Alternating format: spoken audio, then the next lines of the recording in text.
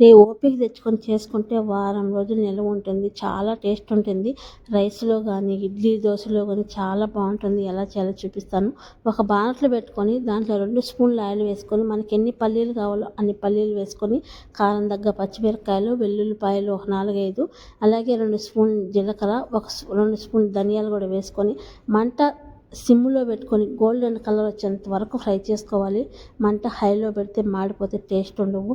ఆ తర్వాత ఈ మంచిగా ఏగినాక ఒక ప్లేట్‌లోకి తీసుకొని అదే బాణట్లో ఇంకొక స్పూన్ ఆయిల్ వేసి 4, 5 టమోటాలు సన్నగా కట్ చేసుకొని ఊడేదాకా ఉడికించుకుందాం. దాంట్లోనే ఉప్పు, పసుపు కూడా వేసి ఉడికించుకొని గ్యాస్ కట్టేసాక ఒక గుప్పెడు కొత్తిమీర కూడా వేసుకొని చల్లారిన తర్వాత నిమ్మకాయ సైజ్ అంత చింతపండు వేసుకొని ఒక్క ముక్క మిక్సీలో కొట్టుకొని ఆ తర్వాత పోపు అయితే పెట్టుకుందాం.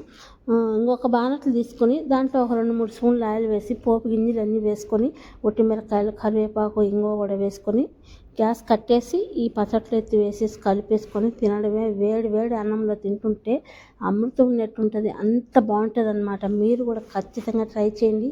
అలాగే వీడియో నచ్చితే ప్లీజ్ ఒక లైక్ చేసి మా ఛానల్ సబ్స్క్రైబ్ చేసుకోండి. బాయ్.